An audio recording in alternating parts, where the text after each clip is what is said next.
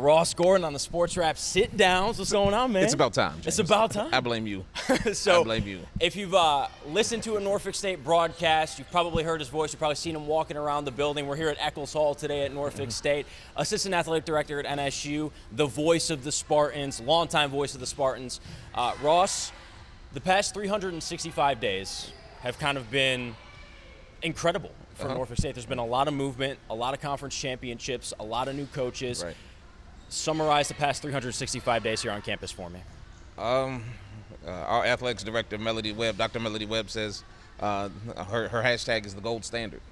And I think what we've seen is what that hashtag means, the gold standard. Yeah. Between track, men's and women's basketball, and what our softball team did. You're looking at what kind of splashes we made with some of our hires. It's been amazing. It's been an amazing time to be around, and it's been an amazing time to be a Spartan. You've seen a lot of teams pass through. You look at some of these banners inside Eccles, right? Some of the best to ever come through here and represent the university. Would you consider this a gold age almost of Norfolk State athletics? I think it could become the beginning of one. Yeah. It could become the beginning of one. What women's basketball has done consistently 3 years, winning a championship, then men's basketball winning. Now you're starting to feel the excitement with all the other sports. It's the beginning, I think, of something, especially under new leadership, under the leadership that we have now. It doesn't feel like the old times. It feels like something new. Yeah. I kind of wanted to bring you on almost for like a State of the Union, right, Okay. for Norfolk State athletics. And I wanted to start with women's basketball because with what Larry Vickers did here, and then he jumped to the SEC, there was so much hype around it. Both the basketball teams won conference championships this past year, and they represented very well.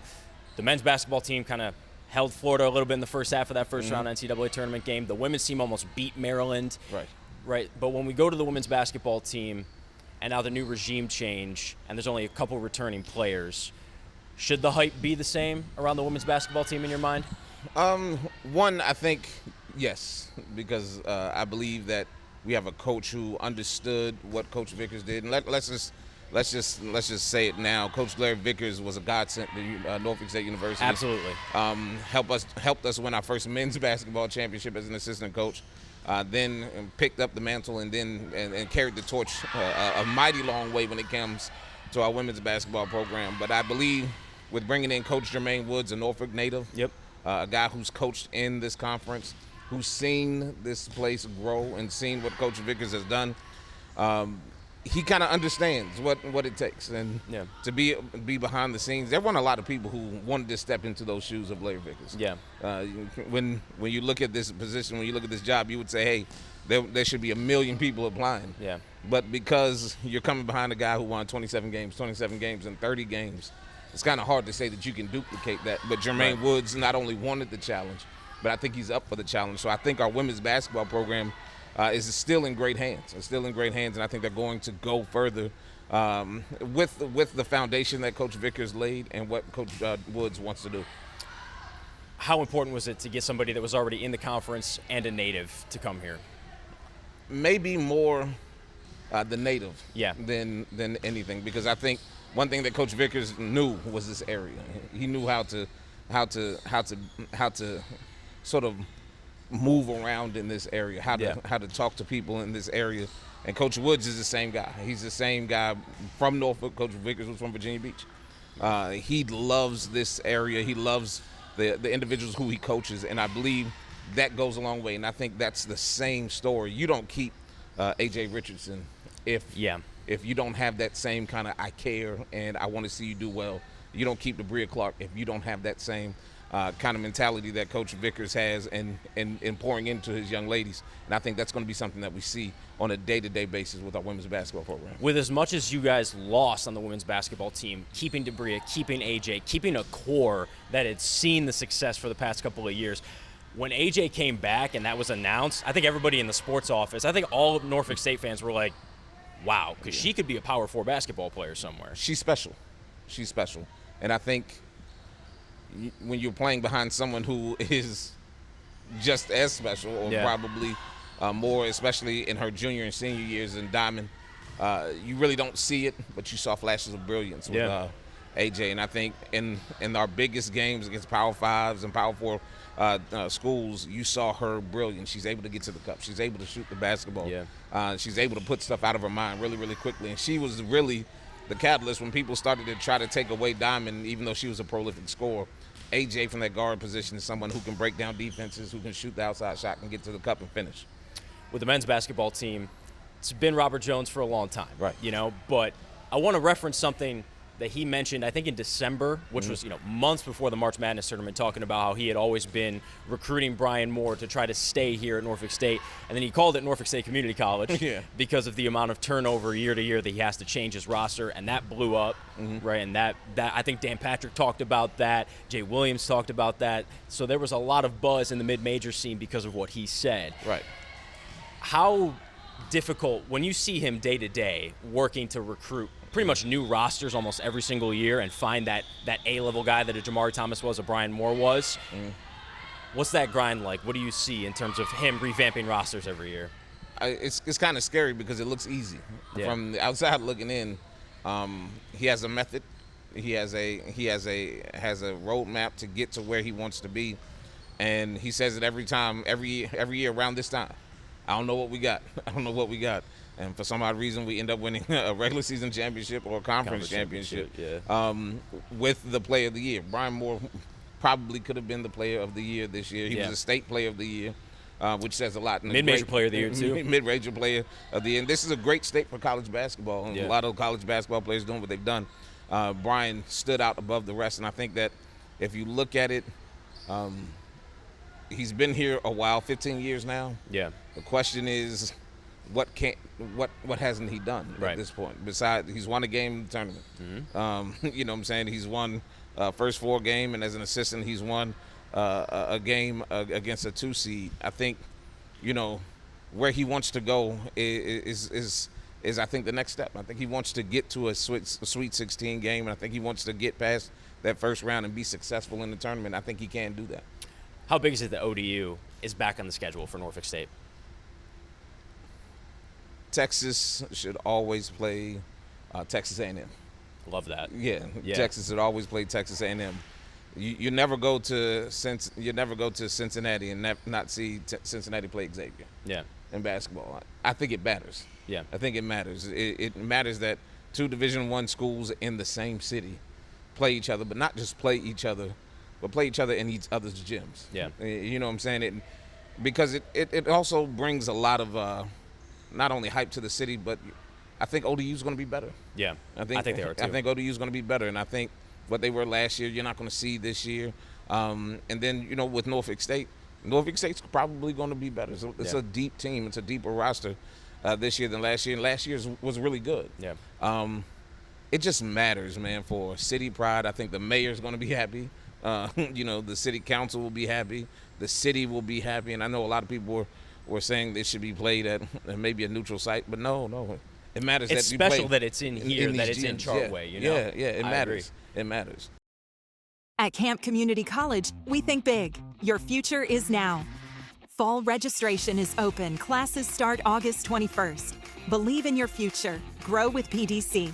Apply at pdc.edu/growmyfuture. Quick flip to women's basketball again. How did they and this athletic department get Duke and Ole Miss to come here? Hey, listen. That is wild. Jermaine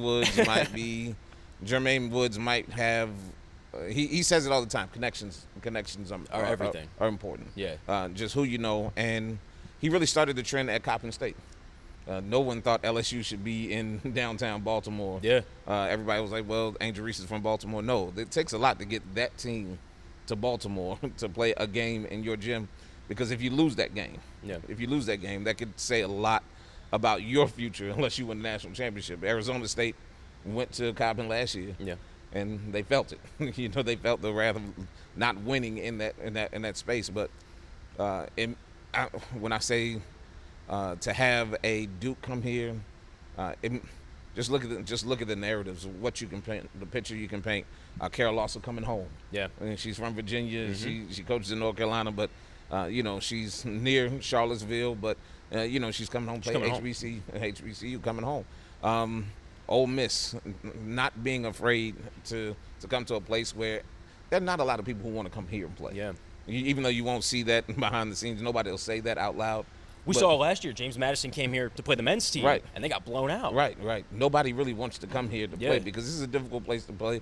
For Coach Vickers, I think the winning streak is crazy. He was home winning streak. Yeah. That might be in jeopardy a little bit with Yeah. with Duke and Ole Miss coming in, but for a guy like Jermaine Woods to accept the challenge, Yeah. it means a lot. But for a guy like Jermaine Woods to make the call, That's a big deal. It also says a lot about him, that it doesn't really matter who it is. We just want to make sure we play. I want to move to football because I see some of the players on the field right now kind of working. Michael Vick, and I know that's been the chatter ever since there was the rumor in the first place with Sacramento State as well, kind of in the fold. What was the first indication that Vick was going to come here? When he said, "I'm coming." That's when everybody. That's when everybody felt okay. Yeah. You had the Sacramento State thing floating around, and then for someone to accept the job on something that he's never done before. Like, Yeah. let's be honest, this is new. This is new. This is new for him, new territory. From building a roster to, knowing eligibility rules to just being a head football coach at a collegiate level. It's new. So, Yeah. And I know it took a lot for him to make the decision. It was a huge family decision, and I think once he said, "Yeah, I'm ready to go," I think that's when we all felt comfortable. I guess, what was the first conversation, though? I mean, was the team, the athletic department, did they get together and say, like, here's a list of names, and, like, we want to try to reach out to Michael Vick, or did Michael Vick reach out here? I think it was a little bit of both. I think in any kind of situation like this, you want to make sure that where you go from here makes sense. Yeah. So it's a lot of parties, a lot of campus partners to see what works, a lot of internal meetings to see what we could do, to see where we could go with whomever comes in, and there was some conversation between our side to his just to see if he was interested. Yeah. And once you got the I'm interested, and then everything else in the process sort of worked itself out. Has there ever been considered a risk in taking a guy who has never coached on the collegiate level before, or is it always just he's going to fill out a roster around him of coaches who have done it on that level to help him ease into that system? I think there's that's an interesting question. One, because the engine will always be the head coach. Yeah. He sets the tone, and he is the reason why some of the individuals who are coming here. Right. You have to have right people around him to coach, which is accurate. But the engine is the head coach, and again, it's something that's new. Yeah. It's something that's new. So everybody's growing at the same time. You look at the names on the staff, and you look at where they've come from, and you look at where they've been, and you say these guys have a wealth of knowledge, and that's true. That's true. But week to week, there's a different kind of grind, and there's a different kind of thing that you have to accomplish. And I think as it goes along, you see them growing, and they're doing it in a great pace and under his leadership where he wants to be, which I think matters. What have you seen in terms of the buzz? I know that maybe the buzz has kind of died a little bit since he originally stepped in. Well, I don't know, because it was the national headlines and the goodbyes on Fox Sports, and now it's time to get to work, right? I wonder, when is that transition going to be, when it's Michael Vick, the head coach, and then just Coach Vick? I think we saw it a little bit during spring. You asked to come out. Everybody asked to come out. Everybody was seeing how it is, and I think it's for a lot of people, you have to make your transition. And I think he's done a great job of making sure that he's on his pace to make sure that when it comes to July 28th, when they get on campus, he's ready for everybody to go, and everybody's ready to know what's going to happen, from his media availability to his off campus interviews to whatever he has. He's done a great job of managing that, and I think that's for a lot of people outside, they don't see it, but for him, it's managing it and making sure that he puts everything in the right spaces to make sure he can get to wherever he wants to get to. There's a lot of requests that come in every day just to talk to him. Wow. There's a lot of requests to do a background story. There's a lot of requests to do a day in the life of. it's every day. It's stuff that we don't see on the outside. That I'm sure there are inner workings. Yeah. And there are things that we have going on now that you'll see later. But again, it's just what are we looking at here today? And when a lot of people don't see it, they just automatically assume nothing's happening. Right. And there's a lot of stuff going on. So I think you'll be pleasantly surprised. But the hype hasn't gone down. I mean, you're looking at season ticket sales being better this year. You're looking at game day, single game tickets going on sale in a couple of days, and everybody's excited. Everybody's where they need to be. Everybody's where they want to be right now. And I think that means a lot to this program because there's a lot of excitement that we haven't experienced before. Football is such a cash cow, right, especially in the college space, and this base has been starving for football success, right? What is the buzz amongst the student body that you've interacted with? I think everybody's excited, but everybody's also cautiously optimistic. Yeah. I think with a lot of these things, you want change to be immediate. As a matter of fact, South Carolina State. Yeah. Immediate change. It's a great example. Yeah, immediate change. And he went from not the bottom of the barrel, but, from a program that had been having a lot of success to a program that had struggled a little bit. He took it back to the prominence in a year. Mm-hmm. If that's everybody's goal, that might be a little bit difficult. But I think that with this staff and with some of the individuals who are coming into this program, sky's the limit. I want to dive into you. Mm-hmm. You're a Virginia guy. Mm-hmm. Why'd you pick up the mic? My brother. It was my brother. He worked at the radio station when I got to campus. He got, what I'm saying? He was in here, and he's grown immensely in the comedy world. Cletus Cassidy's pretty funny. He's grown immensely in the comedy world, and I saw him here, and I said, "Hey, let me see what he's doing." And I went into Hot 91. It was 91.1 at that point. It wasn't hot at that point. It was just 91.1. And Edward Turner, who was the station manager at that point, he said, "You like sports?" Because I watch sports all the time. I talk about sports all the time. Yeah, we have a need for a basketball play-by-play guy, and I was horrible. I was horrible the first couple of years, but grew into it, and I loved it ever since. So I think, I thank Edward Turner. I thank my brother for being in a space where he could, get me into the radio station to even have an opportunity. What was your favorite call of all time? Favorite call of all time, beating Missouri. Beating Missouri. Going to the NCAA tournament is a thing in itself. Yeah. We just so happened to be at one of the best spots at the right time. Yeah. Kansas was in that pod. We played Missouri. Kansas played after us, so all the Kansas fans were there. Yeah. So I've never heard an arena like of that size. I think Creighton plays there. Arena of that size is pretty huge. I've never seen an arena of that size cheer for the green and gold. Yeah. They were excited. The game was amazing from start to finish, and to see like that last rebound, Phil Presley shot the shot, and from my vantage point, in the second half, he was doing some amazing things. In that second half, it didn't look like anything was missing from Phil Presley. When I saw it, I was like, man, it was a good day. But to see it graze off the rim and Kyle come down with the basketball, it made the best call of all time. I wish I would have saved it, but I don't have it. You said your bias, obviously, right? How do you separate Ross Gordon the fan to Ross Gordon the – because I think for people who are at home that are listening to this, we're both broadcasters, right?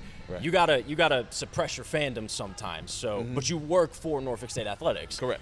So how do you not flip – how do you kind of keep that balance? It's interesting because officiating bothers me. So if you see or hear my fandom, it's probably going to be in officiating conversations. But the first thing I was taught in my limited teaching that I received was you have to be neutral. Yeah. You have to be neutral. Shirley Whitaker told me to make sure I said the score, but everybody else said you got to be neutral. You got to be neutral, and it's just something that stuck with me. And I think you get a better broadcast that way. Yeah. You get a better broadcast that way. Even if you're a huge fan of a team, you get a better broadcast when you're able to see the game as it is, because there have been some performances in here that if I was a homer all the way, wouldn't have been a great call. Yeah. Terrence Woods at FAMU might have put in on some of the best shooting performances I've ever seen. But I had to call it as a fan of the game, not a fan of Norfolk State. Again, Bradley Beal. You got a chance to broadcast Bradley Beal when he was in school. Even at Hampton, some of my high school friends, Kendall Langford, who ended up playing in the league, and maybe Jerome Mathis, who's now the head coach at Petersburg High School in the football program. I got a chance to call their games, and you look at it, every play they made, you were excited, but you had to keep it neutral, and they played for another team. Yeah. So it's been a great journey, but it's been amazing to be neutral, to enjoy each game as it is. Do you remember the first story you ever painted? The first story I ever painted, it was a basketball game. And we were on the road, I believe, Fang Mitchell at Coppin State. And at that point in time, Fang Mitchell was the guy. He was getting all the guys from Philly. He was winning games. And, I think we won up there at Coppin State, and it was very difficult to win there, and everyone knew it. But if you're not there, you have to be able to make sure that people see exactly what you saw. And that probably was the best picture I ever painted, because no one probably expected us to do it. What is your why? A kid, I think Ethan, and showing him the other side of it. It feels good that we can have conversations about how, even though he plays basketball, how I would look at a game. So, he gets to come with me to some games, and, she averages this, she averages that, she averages this, Yeah. He's into the game. He sees it a little bit differently because he's seen it from a different side. Yeah. And to be able to hear him speak about that, and to be able to see him even play the game that he loves, I think that's my largest why. That motivates you to get out of bed. Yeah. To see him interested in it. His mom was athletics director. His mom has done a lot of great things, and she's amazing at what she does, and she loves athletics. She moved to the other side of campus, but I think, he's been a sponge from both of our sides, and I love the fact that he sees it from her end, from her angle, from her perspective, as well as from the more behind the microphone, aspect as well. Last one. What can you expect? Paint a picture right now. That first August Thursday night, Norfolk State, Towson, under the lights. Paint the picture. I've been asked this 3 times, and every time it's changed. And the picture, the only thing I see is fireworks. For a lot of different reasons. Because, 1, you're stepping into a new era. Yeah. 2, you're going to see some different types of athletes here. Athletes who have been at Power 4 or Power 4s. But the intro will be the same. Good evening, Spartan fans. Welcome to Dick Price Stadium, home of your Norfolk State University Spartans, as they kick off the 2025 season with expectations and beliefs of winning the 2025 MEAC crown and representing the MEAC in the Celebration Bowl here in December. Michael Vick, new head coach. Izzy Carter, new quarterback. So many things to look forward to, and it starts right now. Man, if that doesn't give you chills, I don't know what will. Yeah. Ross, I appreciate the time, brother. No problem. Thank you so much. Next time I'll be better. Next time we'll both be better. Thank you. From Eccles Hall, James Cutato for another episode of Sportswrap Sit Downs. We will catch you on the next one.